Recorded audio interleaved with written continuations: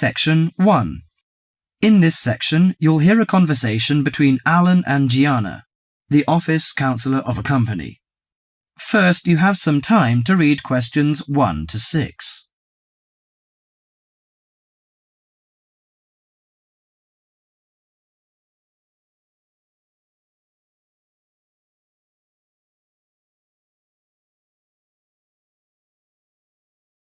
Now listen to the conversation and answer questions 1 to 6.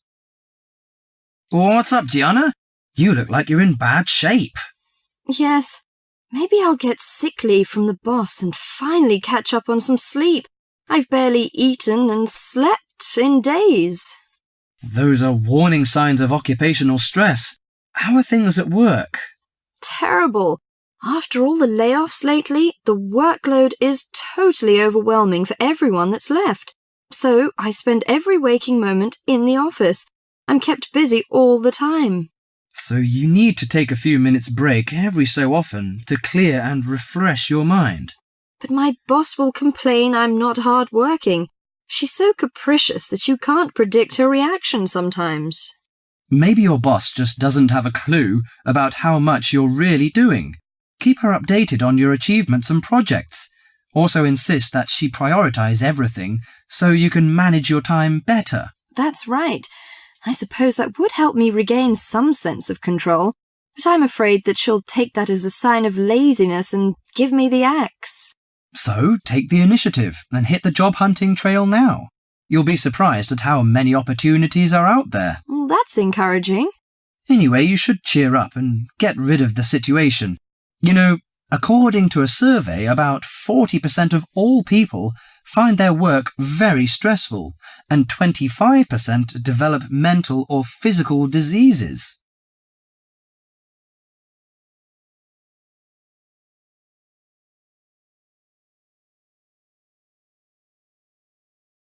Before you hear the rest of the conversation, you have some time to look at questions 7 to 10.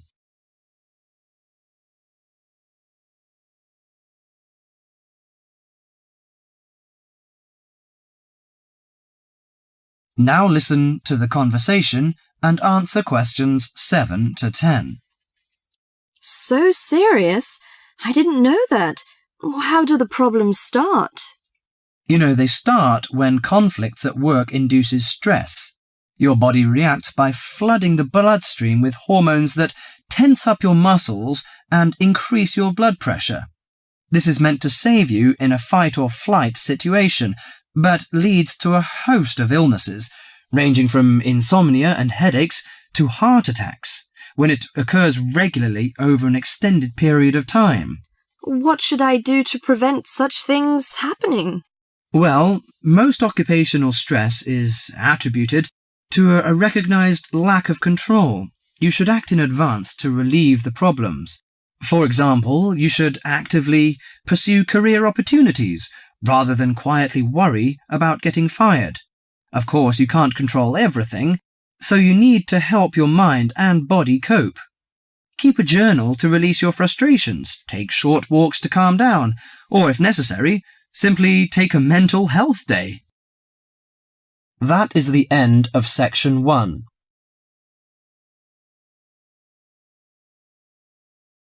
You now have half a minute to check your answers.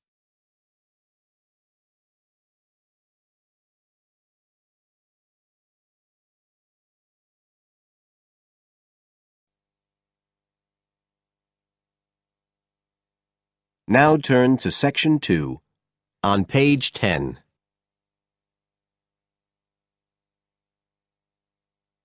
Section 2. You will hear a talk on New Zealand radio about an art sale which is being held to raise money for charity. First, you have some time to look at questions 11 to 13 on page 10.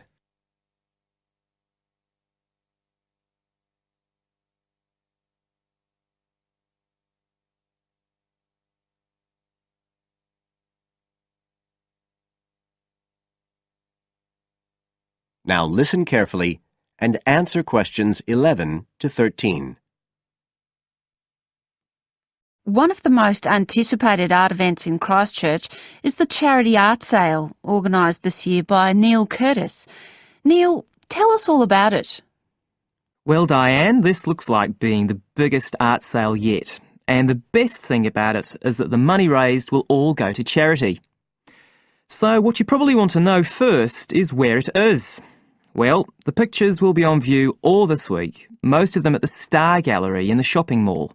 But we have so many pictures this year that we're also showing some in the cafe next door. So do drop in and see them any day between 9 and 5.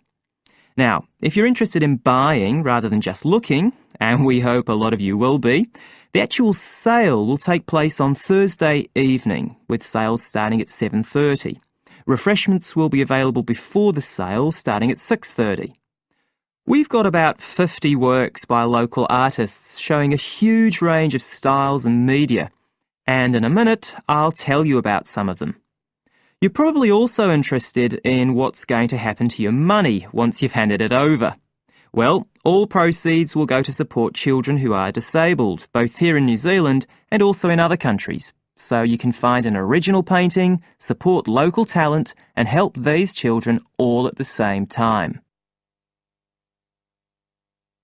Before you hear the rest of the talk, you have some time to look at questions 14 to 20 on page 11.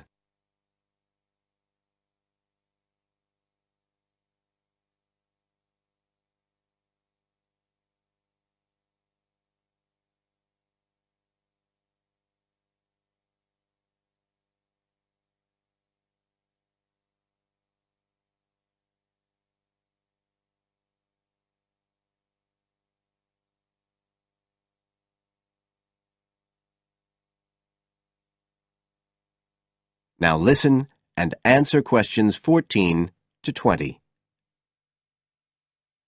Now, let me tell you a bit about some of the artists who have kindly agreed to donate their pictures to the charity art sale. One of them is Don Studley, who has a special interest in the art sale because his 5-year-old daughter was born with a serious back problem. After an operation earlier this year, she's now doing fine, but Don says he wants to offer something to help other less fortunate children. Don is totally self-taught and says he's passionate about painting. His paintings depict some of our New Zealand birds in their natural habitats. One relative newcomer to New Zealand is James Chang, who came here from Taiwan 9 years ago at the age of 56. Mr. Chang had 13 exhibitions in Taiwan before he came to live here in Christchurch, so he's a well-established artist, and art has been a lifelong passion for him. His paintings are certainly worth looking at. If you like abstract pictures with strong colour schemes, you'll love them. Natalie Stevens was born in New Zealand, but has exhibited in China, Australia and Spain. As well as being an artist, she's a website designer. She believes art should be universal, and her paintings use soft colours and a mixture of media. Most of her pictures are portraits, so watch out, some of them may even be friends of yours. And then we have Christine Shin from Korea. Christine only started to learn English 2 years ago when she arrived in New Zealand, but she's been painting professionally for over 10 years, and she sure knows how to communicate strong messages through the universal language of art. She usually works from photographs and paints delicate watercolours, which combine traditional Asian influences with New Zealand landscapes, giving a very special view of our local scenery. Well, that's all I have time to tell you now, but as well as these 4, there are many other artists whose work will be on sale, so do come along on Thursday. We accept cheques, credit cards or cash. And remember, even if you don't buy a picture, you can always make a donation. That is the end of section 2. You now have half a minute to check your answers.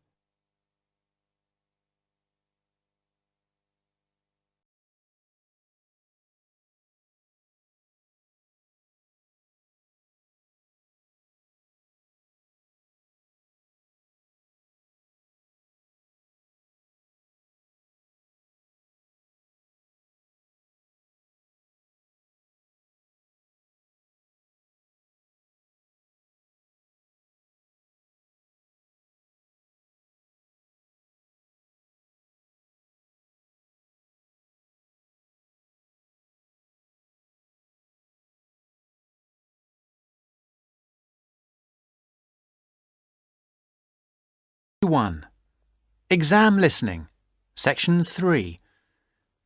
You will hear some students talking about an assignment. Listen carefully and answer questions 21 to 25. Hello, Tom. Hello, Anne. What have you been doing? Oh, just sitting around, catching up with some reading. I've had a great time. You know we're doing this assignment on... what is it? Museums, their costs and benefits. That's right. Well, I've been to the Sandgate Museum. It was really good. These local museums are really interesting because they connect people with the history of one special place. We all know about kings and emperors and battles and wars, but local museums tell us about the everyday lives of ordinary people, and that's why they are so important. I'm not so sure about that. I think they are of interest, but they're so small that they can't give a true picture. They do their best. I don't really agree. They do give a true picture, but perhaps not a full picture. It's the truth, but not the whole truth. I think the smallness is the number one problem. Because they're small and local, they attract few visitors. That's why they have so little money. And because they have little money, they can't buy or maintain many really interesting exhibits. As a result, the shop is almost as big as the museum to try to raise money by selling souvenirs, postcards, sweets and so on. I think they find it difficult, but not impossible. And don't forget, they get a lot of their exhibits free from local people. There was this boat, for example, that was fantastic. Really? What was that? There was a massive fishing boat, a real one, about 100 years old, and you could walk on it and get the feeling of what fishing in those days was really like. Sounds quite good. But I've always found that these kinds of museums are a bit dingy. For example, the display cabinets are so dark that you can hardly see the exhibits, and the labels are sometimes difficult to read.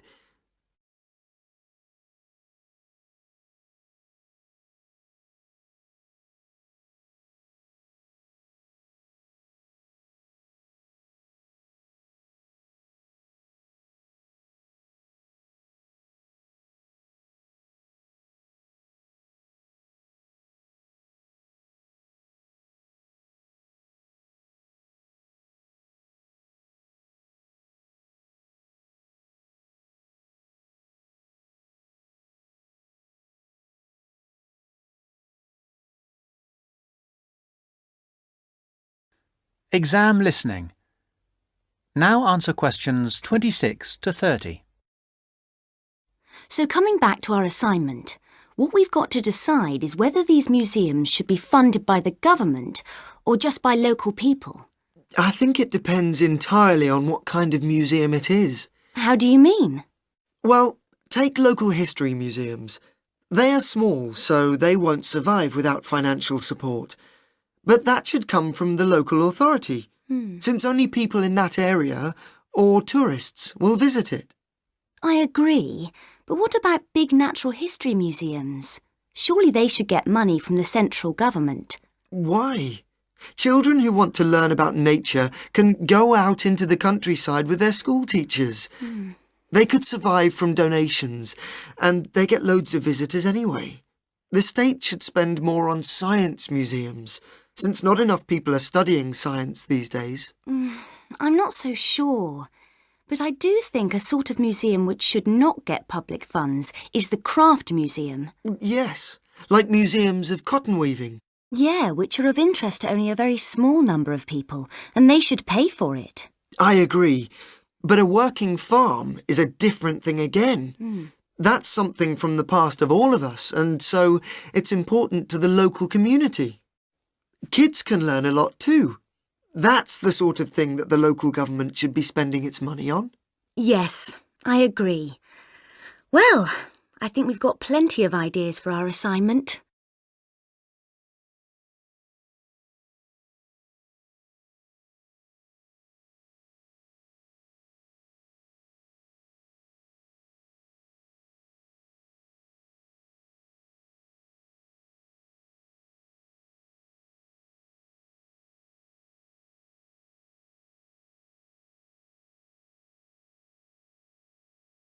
Section 4. In this section, you will hear a lecture on the research on teen brain. Now you have half a minute to read the questions 31 to 40.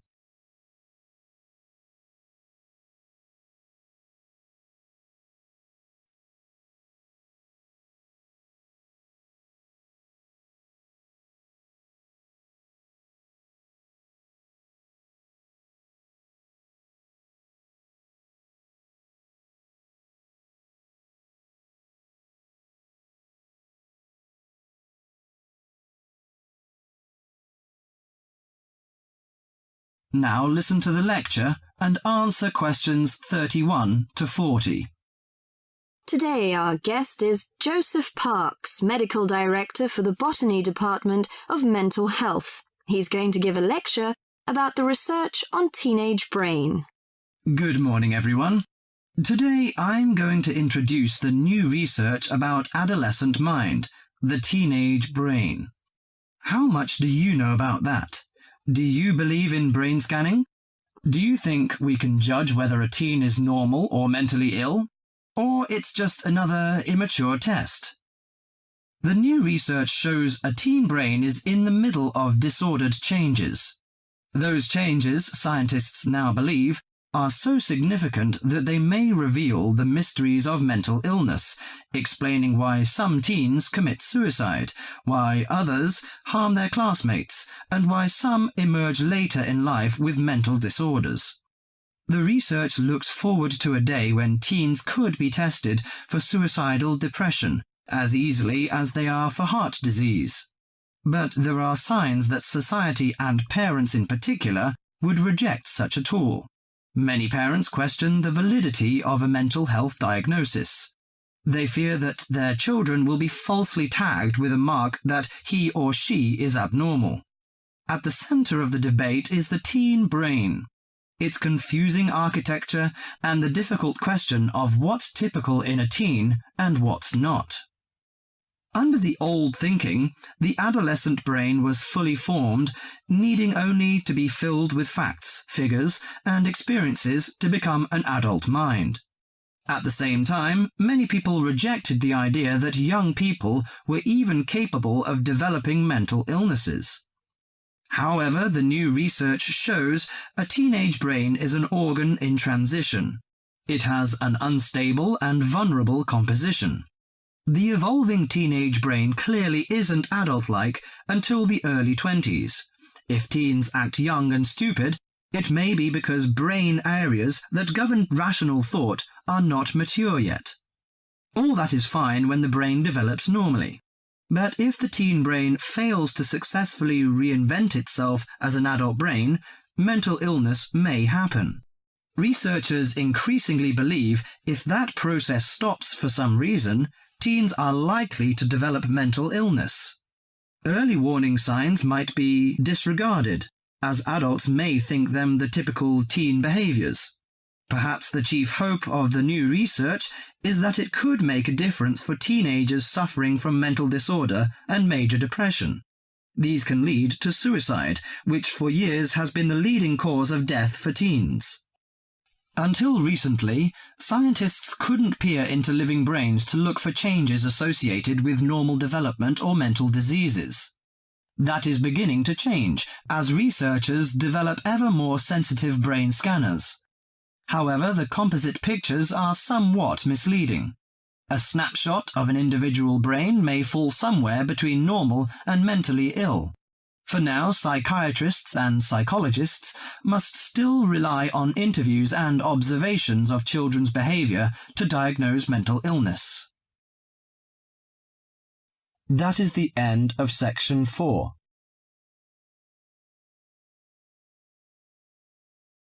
You now have half a minute to check your answers.